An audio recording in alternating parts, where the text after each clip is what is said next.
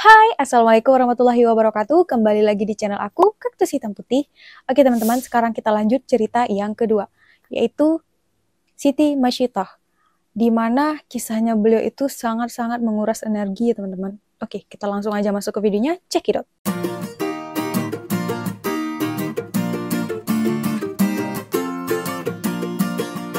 Oke teman-teman, jadi Siti Masyidah ini adalah seorang pelayan di kerajaannya Fir'aun. Salah satu pelayan gitu, di sana kan banyak dayang-dayangnya gitu. Nah, Siti Masyidah ini bersama keluarganya itu tinggal di situ. Ada suaminya, ada anak-anaknya. Kalau misalnya tinggalnya tuh di luar istana, pasti deket-deket situ gitu kan. Jadi Masyidah sebagai penyisir rambutnya anaknya Fir'aun. Dari awal, dari beberapa tahun yang silam, keluarganya Siti Masyidah itu setia kepada Fir'aun dan segala perintah Fir'aun itu dipatuhi. Kalau misalnya pun Fir'aun suruh menyembah dia tuh kayak iya-iya aja semuanya. Dah. Tapi ketika Allah memberikan ataupun memerintahkan Nabi Musa udah jadi nabi kan, udah menyebarkanlah agama-agama Allah sekelilingnya. Jadi di dalam kerajaan Fir'aun itu yang udah masuk Islam ketika Nabi Musa menyebarkan tentang ataupun mensyiarkan tentang Islam, yang pertama itu Siti Masyidah dan keluarganya. Jadi satu keluarga dia tuh udah masuk Islam secara diam-diam. Yang kedua itu adalah Asiyah. Yang kedua itu ada Asiyah. Jadi teman-teman, Asiyah istri Fir'aun ini dan Siti Masyidah beserta keluarganya itu diem-diem gitu. Kenapa harus diem-diem? Karena seluruh antaran orang-orang di antaran Mesir itu tahu bagaimana kekejaman Fir'aun kalau seandainya dia tahu ada pengkhianat di dekatnya gitu. Langsung dieksekusi gitu kan. Udah, jadi selama dia beriman kepada Allah tuh udah mulai masuk Islam, dia ibadah sembunyi-sembunyi, pokoknya semuanya sembunyi-sembunyi, gak ada yang tahu. Tapi akhirnya ujian Allah pun datang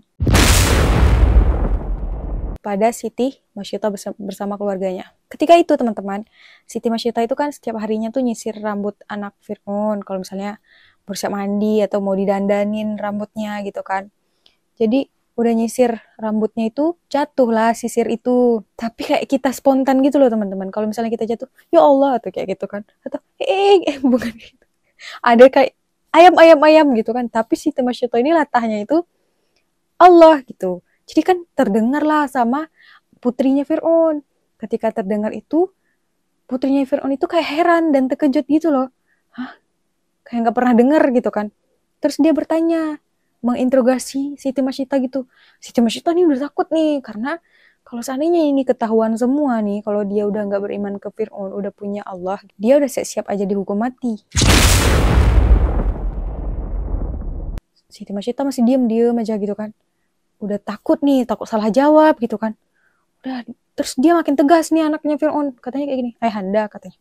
Terus baru tuh, Siti Masyidah merasa, mungkin ini ujian dari Allah. Siti Masyidah dengan yakin gitu. Tiba-tiba jawab kayak tegas gitu kan. Bukan, katanya kayak gitu. Terus, anaknya Fir'aun tanya lagi, kalau bukan ayahku, apakah engkau punya Tuhan lain selain ayahku? Katanya kayak gitu. Terus, Siti Masyidah jawab, ya, dialah Allah katanya gitu. Yaitu Tuhan aku, Tuhan ayahmu, dan juga Tuhan seluruh alam. Mendengar kata-kata itu teman-teman, anaknya Fir'aun nih langsung bangun, berdiri dari tempat duduknya, lari ke ruangan ayahnya. Ngadu dia.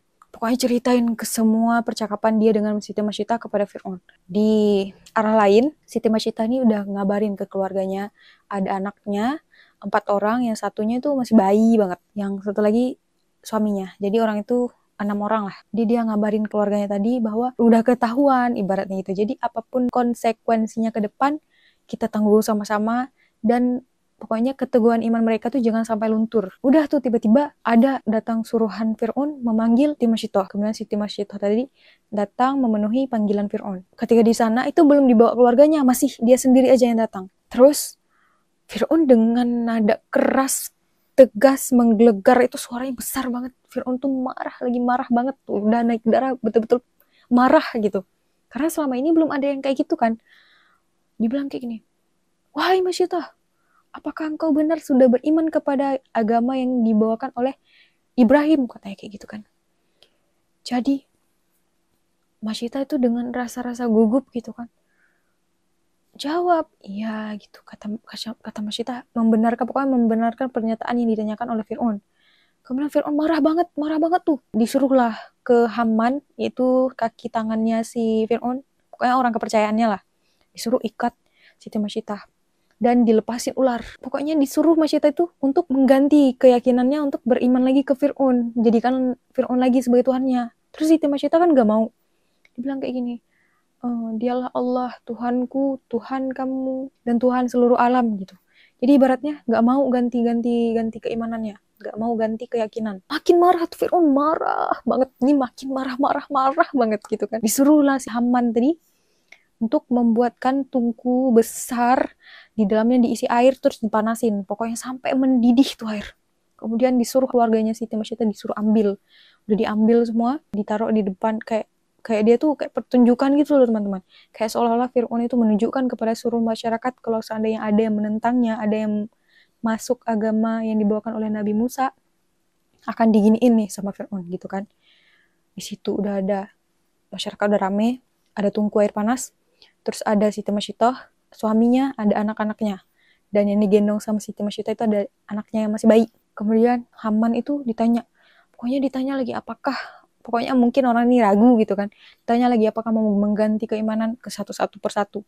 Dan semuanya itu ucapannya sama, bahwa nggak mau ganti keimanannya, tetap aja bilang, demi Allah, aku hanya beriman kepada Allah, Allah Tuhanku gitu kan. Terus pertama-tama tuh dimasukkanlah suaminya. Ketika suaminya dimasukin, sekejap aja gitu teman-teman, langsung mengapung tubuh ataupun jasad yang gosong gitu. Haman melihat kejadian itu tuh kayak tertawa gitu loh teman-teman, kayak mengekeh gitu dia, menghina gitu. Terus ditanya lagi ke Siti Masyidah, apakah ingin mengganti keimanannya? Katanya enggak juga. Dimasukkan lagi anaknya satu persatu. Masyidah itu melihat itu, sedih banget teman-teman, bayangin di depan matanya gitu loh, lihat anak-anaknya mengapung suaminya, dimasukin ke air panas mendidih. Nggak sanggup aku bayangin. Tapi Siti Masyidah masih kekeh. Dalam riwayatnya ada yang mengatakan bahwa ruh anak-anaknya itu seolah-olah berkata gitu, berbincang dengan Siti Masyidah, mengatakan, wah ibuku bersabarlah, sesungguhnya di surga sudah menantimu. Maksudnya surga udah menanti ibunya. Jadi jangan takut gitu kan. Menyemangati lah gitu. Jadi tibalah di saatnya Siti Masyidah dengan bayinya yang disuruh masuk ke dalam tungku itu. Siti Masyidah itu tiba-tiba kayak ini teman-teman, kayak ragu, bukan ragu karena keimanannya, tapi ragu karena melihat bayinya itu masih kecil banget, masih merah, masih ya ampun, masih bayi banget. Jadi dia ngeliat bayinya sedih gitu kan. Ya Allah, namanya juga bayi, tiba-tiba kalau dia yang direbus aja nggak apa-apa kayaknya menurut dia, tapi karena bayinya gitu. Tapi tahu nggak teman-teman, dengan kuasa Allah, ketika Siti Masyidah itu ragu-ragu untuk maju, kan Haman tuh ketawa kan, kayak dia tuh berpikir Masyidah ini udah berubah pikiran lagi nih, padahal enggak. Jadi Haman tuh kayak bertanya, apakah engkau ingin mengubah keyakinanmu? Siti Masyidah bilang enggak mau. Dia jawab, dia itu jalan tapi agak pelan gitu karena lihat bayi tadi. Tapi ketika itu dengan izin Allah kayak gitu kan, bayinya ini berbicara kepada Siti Masyidah mengatakan, wahai ibuku, sesungguhnya surga itu telah menanti kita. Jadi ibaratnya dia itu menyemangati ibunya, jangan takut gitu. Bahkan di dunia ini tuh belum ada apa-apanya gitu kan. Udah akhirnya Siti Masyidah menghirup nafas, kemudian mengambil langkah yang benar-benar dia tuh udah siap. Pokoknya apapun yang terjadi udah, pokoknya dia harus beriman kepada Allah, meninggal dalam keadaan beriman kepada Allah. Tahu nggak di peristiwa ini teman-teman, Siti Asiyah tuh melihat jasadnya itu Siti Masyidah bersama keluarganya kan udah masuk ke tungku besar, paling besar itu kan, mendidih. Pokoknya ngeri deh kalau kita bayangin. Siti Asiyah ini melihat bahwa ada malaikat yang menjemput keluarga ini. Ruhnya Siti Masyidah itu dijemput oleh malaikat. Dan setelah kejadian ini teman-teman, Asiyah itu marah besar. Marah banget sama Fir'aun. Nah itu nanti kita lanjut ke cerita berikutnya ya. Oke. Sekian deh cerita tentang Siti Masyidah. Kira-kira dari cerita ini teman-teman bisa dong mengambil banyak kesimpulan bahwa bagaimana keimanannya Siti Masyidah itu diuji oleh Allah dan dia tetap berpegang teguh pada keyakinannya. Nah, teman-teman tahu nggak? Dari sejarah ini ada diriwayatkan dalam hadisnya Rasulullah, ketika Rasulullah Isra Mi'raj, itu Rasulullah melewati satu tempat, di mana tempat itu wanginya semerbak kasturi, itu wangi banget gitu.